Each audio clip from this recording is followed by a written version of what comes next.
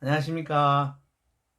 예, 인천 검단에 있는 건강한 작은 교회, 건강한 바른 교회, 성경적 본질을 애써서 추구하는 진검다리 교회를 섬기고 있는 유모와 인자가 인자로 주의를 환하게 밝히는 유인한 목사입니다. 네, 이제 산상수훈에서 이제 우리가 계속 만나고 있으니까 저도 조금 이제 처음에 긴장감이라든가 어색함 같은 것들이 조금 이제 사라지고 있는 것 같습니다. 고맙습니다. 지금까지 교회는 건물을 소유하지 않고 추석 성도 100명이 되면은 분립하는 건강한 교회입니다. 마태복음 5장 7장은 예수님께서 작은 산 위에서 제자들에게 각각 가르치신 내용을 기록하고 있지요. 우리가 흔히 산상수훈 또는 산상보훈이라고 합니다. 예수님께서는 산상보훈을 통해서 그리스도인이 하나님 나라 백성으로서 가져야 할 마음의 자세, 성품 등을 가르치셨습니다. 주님은 서론으로 팔복을 말씀하시고 본론으로 여러 가지 것들을 가르치셨는데요.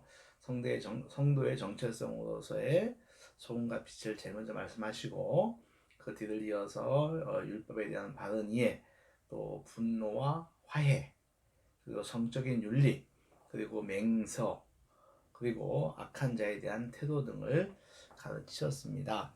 오늘은 7번째로 사랑에 대하여 가르치시고 계십니다. 우리가 잘 알듯이 주님은 나를 미워하는 원수까지 사랑하고 박해하는 자를 위해서 기도하라고 말씀하십니다. 또한 너를 사랑하는 자만 사랑하면 그것은 세리도 할 수 있는 것으로 아무런 상급이 없다. 무난하는 것도 형제에게만 네가 인사를 하면 그것은 이방인들도 할 수 있다고 하시면서 하늘에 계신 너희 아버지가 온전하신 것 같이 너희도 온전하라고 가르칩니다. 산상수훈에서 가장 이 사랑의 가르침은 가장 귀한 가르침이지요. 그러면서도 가장 어려운 가르침이기도 합니다. 나를 좋아하고 사랑해주는 사람을 잘 대해주고 사랑하는 것은 그리 어렵진 않습니다. 그런데 나를 미워하고 나를 싫어하고 또 더 나아가 나를 박해하는 사람을 위해서 사랑하고 기도하는 것은 매우 어려워요.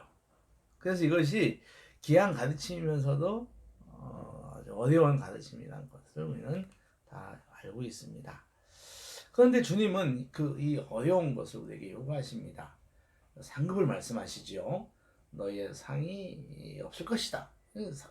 원수까지 사랑해야지만 상이 많아질 것이다 라고 해요. 그리고 세리와 이방인들을 들어서 그들보다 더 나은 성품을 가져야 함을 말합니다. 우리가 여기서 오해하지 말아야 할 것이 있습니다. 주님께서 세리와 이방인을 차별하셨다? 아닙니다. 결코 아닙니다. 예수님 당시에 그 당시에 세리와 이방인에 대한 당시 사람들의 인식이 그랬어요. 그래서 그들의 이해를 돕기 위해서 그들의 인식을 채용한 것뿐이에요. 실은 보십시오. 우리 주님은 세리인 마태를 제자 삼으시지 않습니까? 또 그런가 하면 세리 삭개오의 집에 들어가셔서 교제하셨습니다. 그뿐만 아닙니다. 이방인이었던 백부장 그 믿음을 보고서 주님께서 큰 축복을 하십니다. 그러니까 예수님께서 세리와 아니에요. 세리와 이 이방인을 차별한 건 절대 아닙니다. 다시 본론으로 돌아가서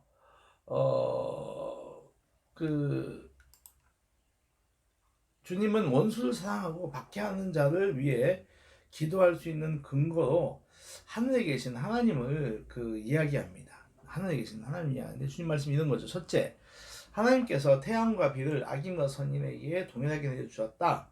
다시 말해서 하나님은 태양과 비를 가지고 선인과 악인을 차별하지 않았다고 하는 겁니다. 태양과 빛뿐 아닙니다. 공기도 그렇고 눈도 그렇고 바람도 그렇습니다. 이런 무차별적인 차별하지 않는 은총을 우리는 일반 은총 또는 자연 은총이라고 합니다. 이렇게 하는 것이 하나님의 온전하심이다 라고 하는 거죠. 둘째는 너희는 세상에 있으나 하나님의 아들이라고 하는 것입니다. 아들이니 아들 이름에 걸맞는 사랑을 하라는 것이죠. 세상 사람들보다 한 수준 높은 사랑을 해야 한다는 것입니다. 그래야 진정한 아들다움을 가질 수 있다는 말씀입니다. 우리 각자 사람에게 보면은 원수일지라도 하나님의 입장에서 보면은 당신의 형상으로 지은 피조물, 아주 귀한 피조물인 거죠. 흔한 말로 우리가 그런 말 있지 않습니까? 죄는 미워하되 사람은 미워해서는 안 된다라는 말이 있습니다. 인간 자체는 모두 존귀한 것입니다. 우리는 사랑하고 사랑받기 위해서 지음받은 존재이지 미워하기 위해서 지음받은 존재는 아닙니다. 우리 예수님은 그 손수 원수 사랑의 본을 보여주셨습니다.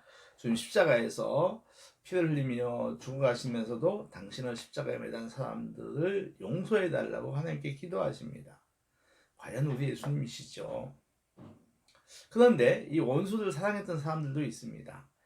자기 아들을 이렇게 총으로 쏴 죽였던 그 공산당 범죄자를 용서하고 양아들까지 삼았던 그 손영원 목사님, 또 계시고, 자신을 아주 이렇게 성폭행했던 2차 대결대전 때 성폭행했던 성고문했던 그 독일 나치군을 용서했던 그 코리대 분여사 같은 분들 말입니다. 이외에도 또 찾아보면 원수를 사랑했던 사람들이 적지 않았던 것도 볼 수 있습니다. 그들이 어떻게 사랑했을까요? 어떤 동기로 그들을 사랑했을까요? 아마 그들도 자기 감정이 없었을까요? 왜 없었겠습니까? 더 아주 그 분노의 감정이 있었겠죠. 그런데 사랑을 할 수 있었던 것은 내 감정, 내 감정을 기준 삼은 것을 뛰어넘어서 하나님의 온전하심에 두었기 때문이라 믿습니다. 그래야만 하나님의 온전하심을 바라볼 때만 원수를 불쌍히 여길 수가 있고 사랑할 수 있기 때문입니다. 우리 사람의 마음으로는 원수 사랑은 불가능합니다. 하나님의 온전한 눈으로 볼 때만 가능한 거죠. 그럼 원수에 대해서 용서하고 사랑하면 그에 대한 심판은 어찌 되는가? 이거 우리의 관심사입니다. 자꾸 사랑하고 용서하고 하면 그 심판은 뭐냐는 거죠. 이게 특히 이제 피해자들에게 있는 보편적 감정이 여기에 있죠. 어렵지만 이 또한 성경은 하나님께 맡기라고 말합니다. 사도 바울은 로마에 보내는 편지 12장에서 이런 말씀을 합니다. 너희를 박해하는 자를 축복하라. 축복하고 저주하지 말라. 아무에게도 악을 악으로 갚지 말고 모든 사람 앞에서 선한 일을 도모하라. 내 사랑하는 자들아, 너희가 친히 원수를 갚지 말고 하나님의 진노하심에 맡기라. 기록되었으되 원수 갚는 것은 내게 있으니 내가 갚으리라 주께서 말씀하시니라. 내 원수가 줄이거든 먹이고 목마르거든 마시게 하라. 그리함으로 내가 숯불을 그 머리에 쌓아 놓으리라. 악에게 지지 말고 선으로 악을 이겨라. 로마서 12장 14절부터 21절까지 있는 말씀입니다. 원수 사랑하는 거, 박해자를 위해서 기도하는 거 어려운 일입니다. 그러나 우리는 하나님의 아들 된 사람들입니다. 하나님의 아들 된 우리의 사랑이 하나님의 은혜로 더 깊어져 가기를, 더 온전해 가기를 소망합니다. 기도하겠습니다. 하나님 아버지, 우리도 우리의 사랑이 더 깊어져서 정말 원수까지 사랑하고 박해하는 자를 위해서 기도하는까지 하는 그런 아버지, 하나님의 아들 된 제자로서 삶을 살아갈 수 있도록 도와주시옵소서. 성령님께서 늘 하나님의 사랑을 깨우쳐 주시고 가르침을 알게 하시고 그렇게 행할 수 있는 용기와 능력도 주시옵소서.